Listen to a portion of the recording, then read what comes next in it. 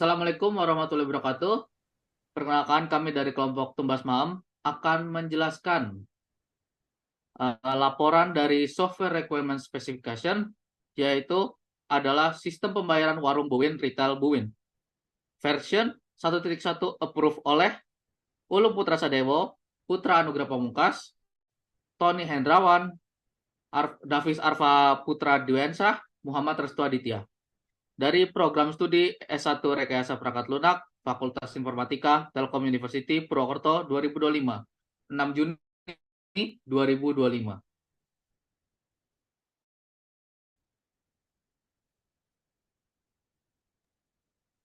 Selanjutnya, untuk tujuan penulisan dokumennya adalah Baik, untuk merinci kebutuhan perangkat lunak dari aplikasi pembayaran digital di warung Buin. Tujuannya adalah untuk memberikan pedoman kepada pengembang dalam membangun sistem yang memfasilitasi proses pembayaran secara digital. Kemudian audiennya adalah pengembang perangkat lunak, pemilik warung, dan pelanggan warung. Kemudian batasan produknya adalah pencatatan transaksi pembayaran di pelanggan, pemilihan metode pembayaran digital, misalnya QR code dan e-wallet, pencetakan atau penyimpanan bukti transaksi. Selanjutnya adalah beberapa definisi dan istilah. Ada Institute of Electrical and Electronic Engineer yang merupakan organisasi standar internasional yang memberikan panduan praktik terbaik dalam pengembangan dan dokumentasi perangkat lunak. Ada transaksi yang merupakan proses pembayaran yang dilakukan pelanggan kepada pemilik warung, pembayaran digital yang merupakan pembayaran tanpa menggunakan uang tunai, menggunakan e-wallet dan QR code, serta metode elektronik lainnya. Kemudian ada QR code yang merupakan kode untuk pembayaran, kemudian ada e-wallet, kemudian ada OVO, GoPay, dan Dana yang merupakan e-wallet. Selanjutnya akan dilanjutkan oleh rekan saya. Oke, untuk selanjutnya yaitu deskripsi keseluruhan. Untuk deskripsi produknya, yaitu aplikasi ini merupakan sistem pembayaran digital yang dirancang khusus untuk digunakan di warung Buwin. Sistem ini memfasilitasi pencatatan transaksi pembayaran dan proses pencatatan manual. Produk ini mempermudah pemilik warung dengan mengelola pembayaran, menyediakan metode pembayaran elektronik, serta menyimpan riwayat transaksi. Selanjutnya, untuk fungsi produknya, yang pertama yaitu mencatat transaksi pembayaran secara digital, menyediakan pilihan metode pembayaran, menyimpan dan menampilkan riwayat transaksi, menampilkan total pembayaran dan detail transaksi, memberikan bukti pembayaran kepada pelanggan, dan terakhir memungkinkan pemilik warung melihat laporan transaksi harian. Selanjutnya ada penggolongan karakterik pengguna. Yang pertama, pengguna pertama yaitu Buwin, yaitu sebagai penjual. Untuk tugasnya yaitu mencatat transaksi penjualan harian dan menjual barang-barang yang akan dijual. Untuk hak akses ke aplikasinya ada entry data, update, dan delete. Kemampuan yang harus dimiliki yaitu mampu melakukan entry dan koreksi data transaksi penjualan.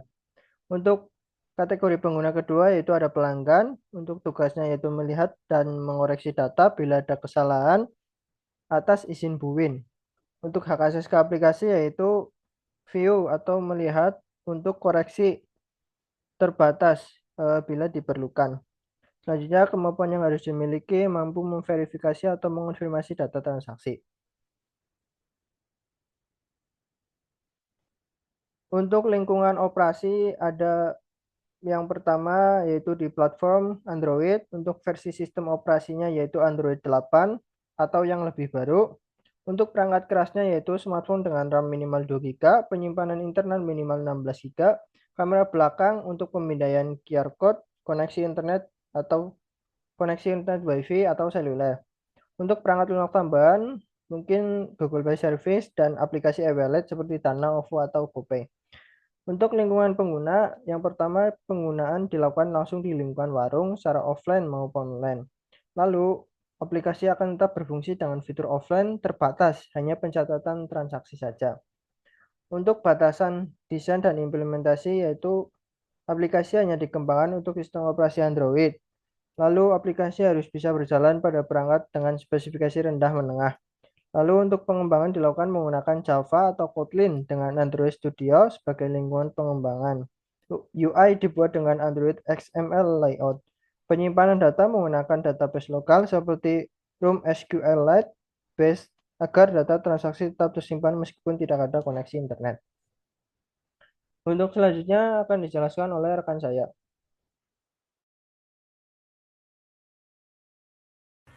Baik, terima kasih ya. Untuk selanjutnya, yang pertama di sini ada dokumentasi pengguna. Yang pertama itu adalah bantuan langsung di sistem ya, yang mana ini adalah fitur bantuan yang terintegrasi langsung dalam antarmuka pengguna aplikasi, dan bentuknya itu bisa berupa ikon bantuan, berupa simbol tanda tanya. Dan kalau diklik itu akan menampilkan informasi tambahan atau membuka halaman bantuan kecil. Dan untuk pada poin kedua adalah FAQ, adalah Frequently Asked Question. FAQ ini terdapat kumpulan pertanyaan dan jawaban yang sering diajukan oleh pengguna. Dan bagian ini membantu pengguna menemukan solusi atas masalah umum tanpa harus menghubungi layanan bantuan. Dan FAQ ini akan disusun berdasarkan tag kategori dan atau fitur sistem. Dan ditulis dalam bahasa yang sederhana, misalnya kayak pertanyaan bagaimana jika saya lupa password, terus yang kedua adalah bagaimana cara memantaukan transaksi, terus yang ketiga apakah sistem ini tuh bisa dipakai tanpa koneksi internet gitu. Dan selanjutnya di poin ketiga adalah kebutuhan antarmuka eksternal. Pada poin 3,1 yaitu adalah user interface. Antarmuka pengguna aplikasi ini dirancang menggunakan Android XML yang XML layout dengan pendekatan sederhana dan ramah pengguna agar dapat digunakan dengan mudah oleh Buin selaku pemilik warung dan para pelanggannya. Tampilan dirancang dengan warna yang kontras dan ukuran huruf yang cukup besar agar mudah dibaca.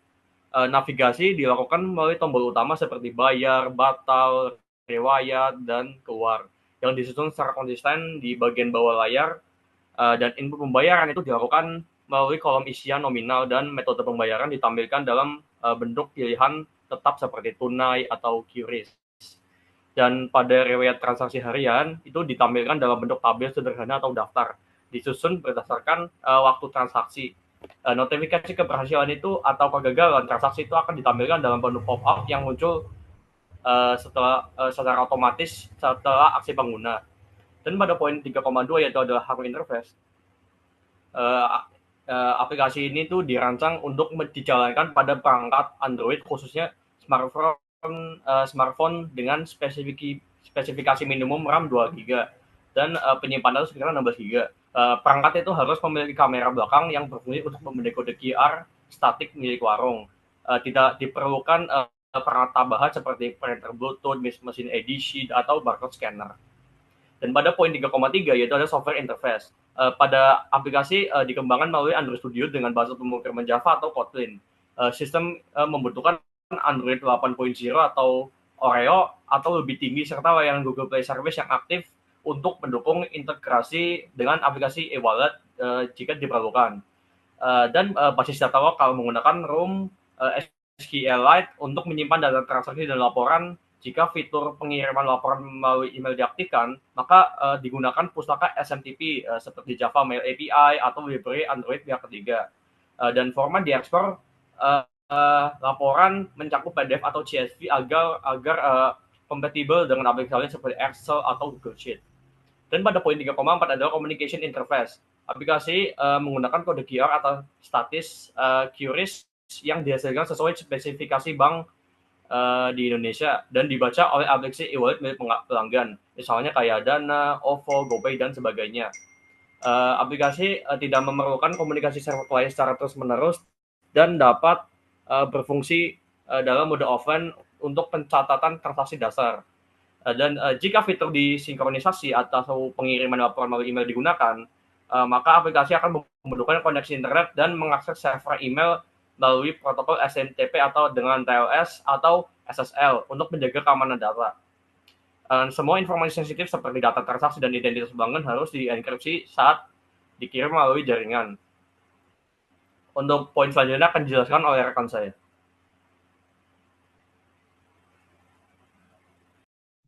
Baik, selanjutnya yaitu functional requirement atau kebutuhan fungsional.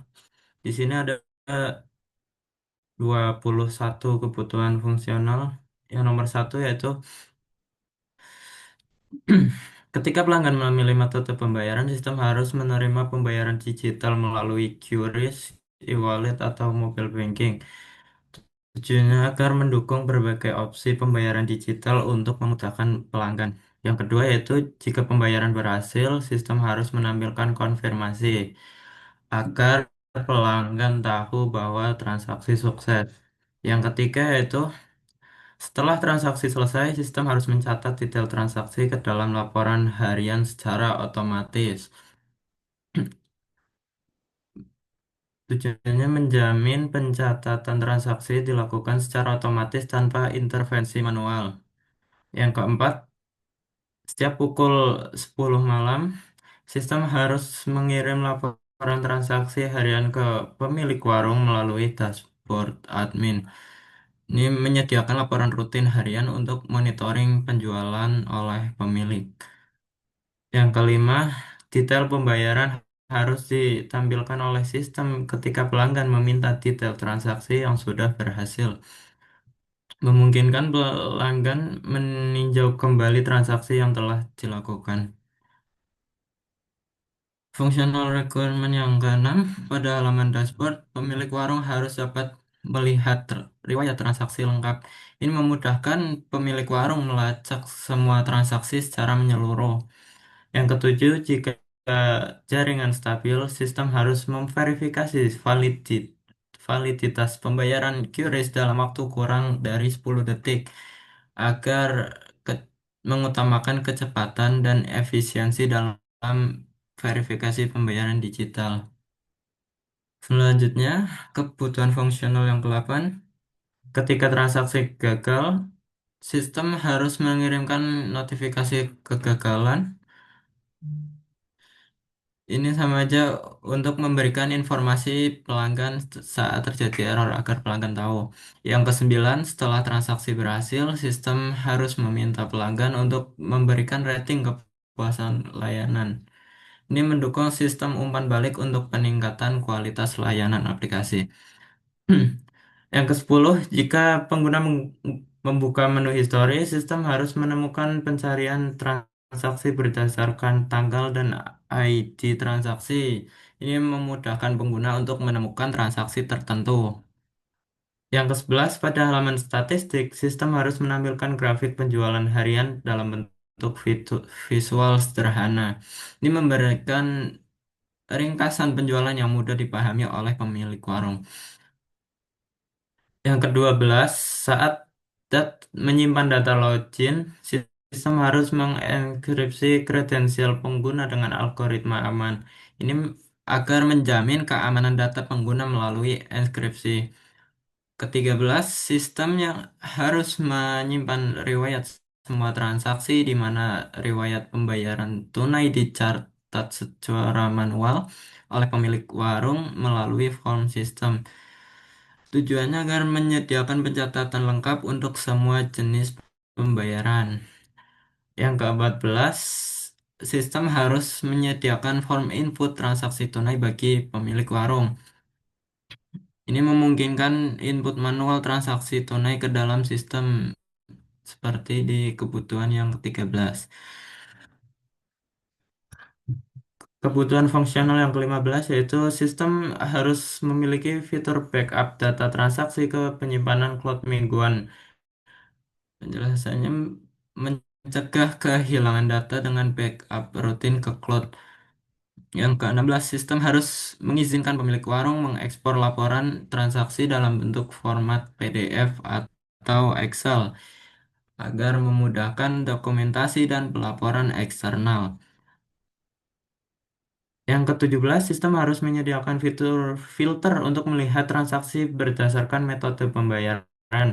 Ini memudahkan analisis transaksi menurut jenis pembayaran tunai ataupun non-tunai.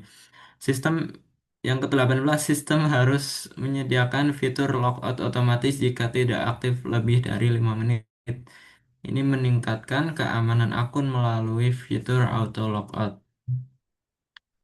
Kebutuhan yang ke-19 yaitu sistem harus memiliki halaman login dengan validasi username dan password. Ini menyediakan kontrol akses awal yang aman.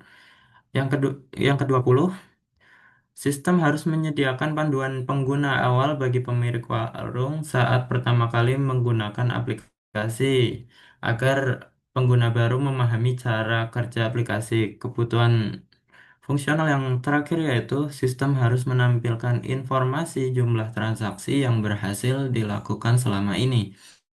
Ini memberikan statistik total semua transaksi. Selanjutnya akan dijelaskan oleh teman saya. Oke, baik. Untuk di poin 4.1 di sini dapat dilihat dari use case diagramnya, di mana di sini ada lihat detail transaksi, lalu ada include-nya, ada lihat riwayat transaksi, include dari cari transaksi berdasarkan tanggal atau ID, lalu ada include filter transaksi tunai dan non tunai. Ada juga input transaksi tunai manual, ada login yaitu validasi username dan password, itu nanti include-nya nanti ke inskripsi data login. Ada tampilkan grafik statis penjualan, itu dia tampilkan jumlah total transaksi, lalu ada ekspor laporan ke PDF atau Excel, itu ada backup data ke cloud, ada panduan penggunaan pertama, ada kirim laporan ke dashboard, lalu ada logout otomatis setelah 5 menit, 5 Maret. Baik, selanjutnya ada overview. Usage ini dimulai ketika pelanggan selesai memilih barang dan siap melakukan pembayaran. Jadi sistem menampilkan pilihan metode pembayaran yang tersedia yaitu adalah QRIS. Lalu sistem akan menghasilkan kode QRIS lalu melanjutkan ke proses verifikasi otomatis. Jika pelanggan memilih tunai, maka warung akan melakukan input pembayaran secara manual ke sistem. Jadi setelah metode pembayaran diproses, sistem akan mengirimkan konfirmasi transaksi kepada pelanggan dan mencatat data transaksi ke dalam sistem. Di sini ada aktornya, yaitu adalah pelanggan, aktor yang memilih metode pembayaran, lalu ada pemilik warung yang terlibat dalam proses jika metode pembayaran dipilih adalah tunai. Ada precondition, sistem dalam kondisi aktif dan siap memproses transaksi, sistem memiliki koneksi internet untuk scan dan verifikasi pembayaran QRIS, aplikasi e-wallet atau app banking, pelanggan mendukung QRIS. Lalu ada post condition, transaksi tercatat ke dalam sistem secara otomatis, pelanggan menerima konfirmasi bahwa pembayaran berhasil. Jika pembayaran digital, sistem mencatat detail pembayaran QRIS. Jika pembayaran tunai, input pembayaran manual oleh pemilik warung dan akan dicatat oleh sistem. Next. Lalu di sini ada stimulus dan respon. Ya, action by user yaitu adalah pelanggan selesai melakukan pemesanan barang. Lalu respon from system ya, sistem menampilkan pilihan metode pembayaran QRIS. Lalu kembali ke action by usernya, pelanggan memindai kode QRIS. Respon dari sistemnya, sistem menunggu notifikasi dari server QRIS, status pembayaran, sistem menerima notifikasi bahwa pembayaran QRIS berhasil, sistem mencatat transaksi ke dalam sistem, sistem menampilkan konfirmasi pembayaran berhasil kepada pelanggan, lalu usernya jika memilih tunai, pelanggan membayar ke pemilik warung secara langsung, yaitu adalah pemilik warung memasukkan jumlah pembayaran tunai secara manual ke sistem, dan sistem mencatat transaksi ke dalam sistem. Di sini ada activity diagramnya. Lalu ada kelas diagramnya juga, yaitu ada barang, ada pelengkap, pegawai, pesanan, dan ada cetak pesanan. Lanjut. Di sini ada non-functional requirement, yaitu adalah availability, reliability, ergonomy, portability, memory, response time, safety, secure, orders, bahasa komunikasi, dan identitas visual. Ini adalah kebutuhan verifikasi. Lalu selanjutnya ada moment of meeting, jumlah pesertanya 2 dan 3. Jumlah peserta pertama 2, agendanya adalah mulai pendahuluan, lalu di selanjutnya jumlah pesertanya 3, yaitu agendanya adalah deskripsi keseluruhan. Selanjutnya ada jumlah pesertanya 5, agendanya adalah kebutuhan antarmuka eksternal. Next. Lalu ada agenda selanjutnya dengan jumlah peserta 5, yaitu adalah functional requirement. Lalu di minggu terakhir ada Agenda non-functional requirement dengan jumlah peserta adalah 5, yaitu adalah non-functional requirement telah disusun lengkap. Status selesai.